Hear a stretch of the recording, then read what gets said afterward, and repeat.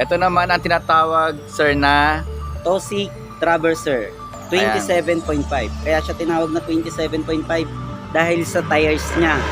Yung laki ng tires niya 27.5 lang siya, pero kahit saan mo dalhin, pwede na rin. Depende pa rin sa endurance mo. yun, oh. Tapos lahat ito puro alloy na rin. Yes. Wow. Although alloy na lahat, maliban sa seat post, maliban din sa suspension. Ano ang seat post niya ngayon? Steel pa yung seat post. Ayun. Then, Pero dun sa frame niya, buong frame niya, stem, at saka manubela, aluminum na rin yan. Ayan. So, eto sir, nagkakalaga po na magkano ang original price niya? Original price na ito is 13,000. So 13. nakasale pa rin sa AR Bikes ngayon, 9,500 lang siya. Wow guys, 9.5 lang sa 13,000. So, malaki pa rin ang discount guys. Kaya, i-grab nyo na guys kung ako sa inyo. Sayang ang pagkakataon eh. Sa ngayon, mas in demand guys ang bike. At saka, yung sa price niya, syempre, kung naghahanap tayo ng better na bike, pero hindi ganun kataas ang price. So, guys, eto na ang may recommend ko sa inyo. Tsaka yung 9.5 nito, sulit na kasi gawa ng gawa ng naka-disc brake na yan, harap likod. Maliban sa disc brake, naka-hydraulic na rin yung lever nila. Yung preno niya, naka-hydraulic na. Oh, yun guys. Hindi ang sarap sa biyahe niyan. Hindi kayo basa-basa mga ngawit. Especially sa mga sa kamay nyo. Lapitan nyo yung upuan pa lang, tignan nyo. Sa upuan pa lang, magkano na ang upuan natin. Ayan, ito, naka-disc brake. Kaya naka-disc brake na siya, harap likod. Ayan, disc brake, kaya po. Disc brake na yan. Then yung sprocket niya, hindi na rin talo dahil naka 3x9 na siya. So, sa akyatan, sa speed sa patag, laban na rin yan. Kahit saan na kayo makarating, okay na yan. Ito, katulad na ito, hydraulic na yan. Hydraulic na yung brake niyan. Yan. Dalawa, kabilaan. Yan yung nilalagyan ng oil. Yan ang isa sa mga nagpataas ng price compared dun sa kanina pinakita natin sa. Ayun, oo. Ayun. Hindi naman totally nagpataas ng price. Talagang yung si Tosic kasi is mas ahead siya ng konti kay kay Pro Max. Ayun, Then yung suspension niya din, ayan, mas solid ng konti to dahil may lockout din siya tsaka rebound. Yan, pwede niyo siyang i-adjust. Tsaka naka-gumball na rin yung gulong niya na ayan. Then aluminum na rin yung aluminum din yung rim. Yan. So yun guys, visit lang kayo dito. Napakamura na ito at the same time alam ko is last piece na tong stock na to. Ayan, oo. Sana guys, mag-grab nyo na kaagad before na maunahan pa kayo ng iba guys.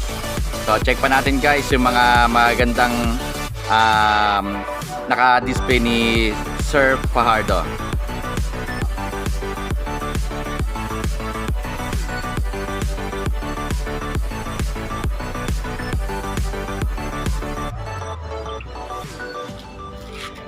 Kanina rin may nag-vlog dito. Ayan. Ito yung naka-hollow text. Yes. Yes sir. Ayan, naka-halotech na siya. So hindi niyo na kailangan palitan to, yung crank niyan, napakaganda, naka-halotech na yan. Di ba? Wala kayong makikitang 12,500 na naka-halotech at aluminum yung crank. And then tignan nyo, pansinin nyo yung natin, yung tong sprocket natin sa likod. Kahit saan ka na, kahit bagyo ka na, aakyat ka.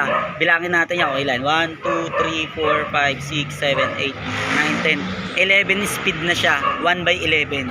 1/11. So guys, ayan, nakita naman natin, panalong-panalo. Ibig sabihin, hindi kayo mabibitin sa akyatan. Hindi. Dito sa guys, ikutan mo yung sa loob. Yung gulo ay yung rim natin, rotor disc. Naka 160 na. So ibig sabihin nun, yung 160 is malaki na siya. Mas malakas yung brake kumpara do sa mga naka 140. Ayun. And then yung caliper niyan hydraulic na rin. Hydraulic na Hydraulic siya. yan, yes. Hydraulic. Hindi siya yung cable. Makikita natin to. Yan, di ba? Oo. So then maliban doon, ito rin katulad nung isa kanina, yung Tig 95. Mas mataas naman ang specs nito compared dun sa isa, pero hydraulic din, pareha sila. Hydraulic. Ayun.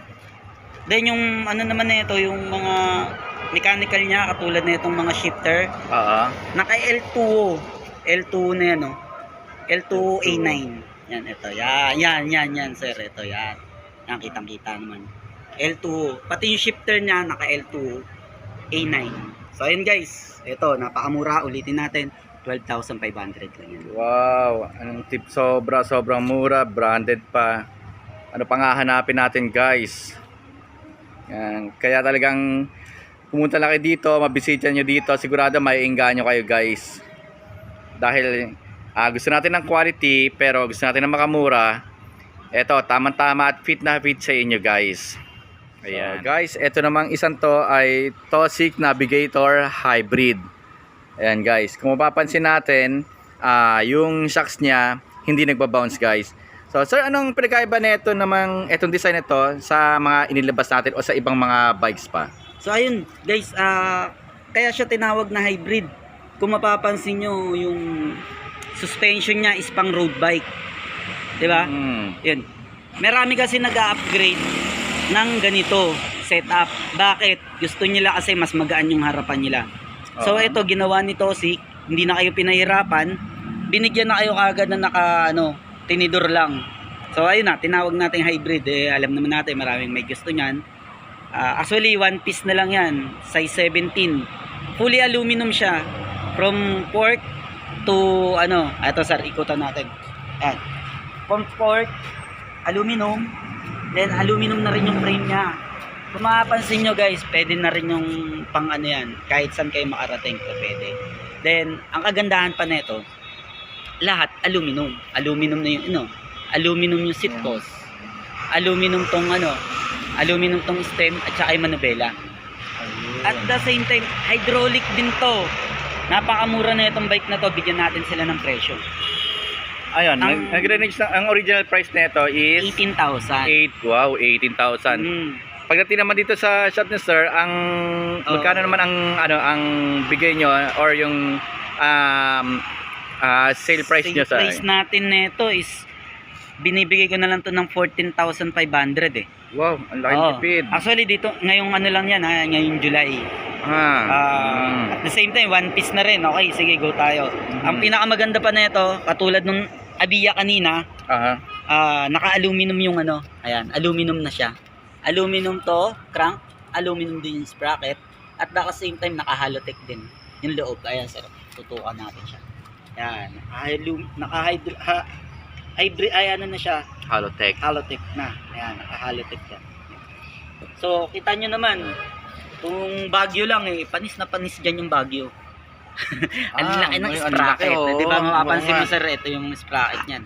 Oo nga. Tignan natin, ayan 50. Oh, guys. 50, parang sprocket lang. So, talagang, itong bike na to, ang pinakamagandang purpose na ito, talagang pang-akyatan. Ayan, Pang Tagaytay, pang Baguio. Pero yung speed naman niya sa kalye, walang problema kasi may 11 feet naman dito.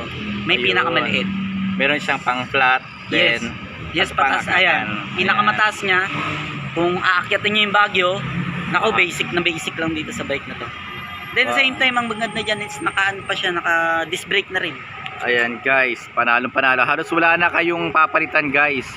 Sasakyan nyo na lang at ibabiyahin nyo na lang. Tama. Guys, etong bike na to, hinihintay na lang kayo. Kayo na lang ang kulang, babiyahin na siya guys. Saka kung mapapansin nyo pa, isa pa sa maganda dito, napakagaan ng bike. Bakit ko sinabi, unang-una yung fork niya ginawa ng rigid. Then, yung rim niya, kung mapapansin nyo, naka-lighten yan.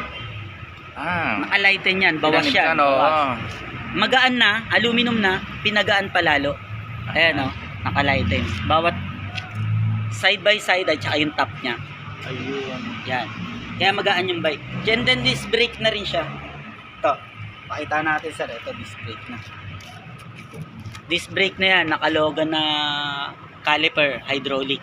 Ayan. 160 din yan. So, quick release na rin po. Quick release na rin po harap likod yan. So, ayan guys. Pati upuan, ganda ng upuan. So guys, wala tayong masasabi guys. binigyan na tayo ng malaking discount ni Sir Fajardo guys. Ayan, gaya na sinabi ko, kayo na lang ang kulang guys, pabiyahin na siya. Okay, check naman natin yung iba guys. So, guys, ito naman yung tinatawag na MTB. Yes. Ayan guys, ano po ba ang ibig sabihin nun? MTB mountain bike.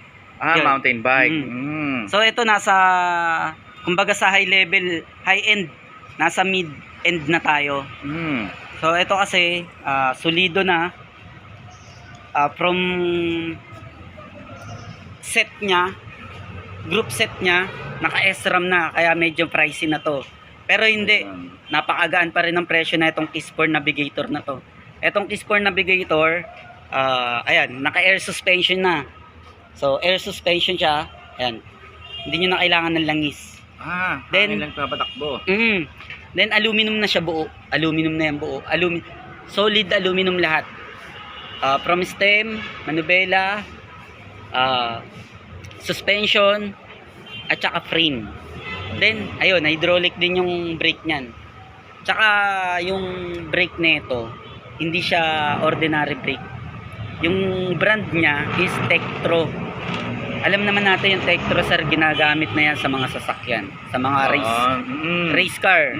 Tektro, yan. Ayun. Then syempre, quick release din, naka disc brake, yan, naka rotor disc. Yan. Ayan. So ayan. So etong handlebar pa lang niya, no. Branded na, napakaganda. 'Di ba? Oh, guys. Sarap sa kamay. So ito yung group set na ito, sir, pinakamaganda dito kasi naka SRAM SX na siya. Ayan. Group set 'yan. From the shifter, tapos shifter SRAM din yung crank, SRAM din yung shifter niya. Ito. Ito sir, dito. Ito. Yan, SRAM SX na rin siya. Yan, oh.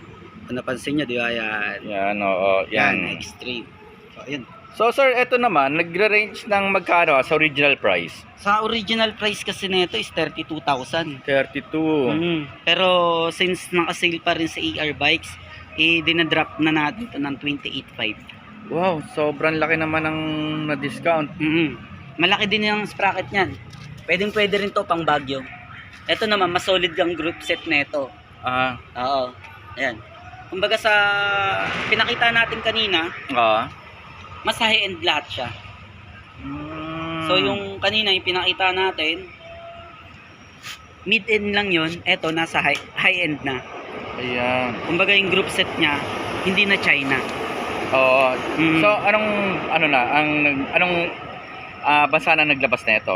O saan ang galing siya? Ang SRAM hindi ako sure kung saan siya, kung Japan din ba o ano. Pero imported na siya, hindi siya China. Oo. Ayun. Yan guys. Marami tayong mapagpipilian. At saka yan pero ang quality pero dumidepende pa rin sa budget nyo or sa gusto nyong setup. Shout out kay Anong Cristobal and family.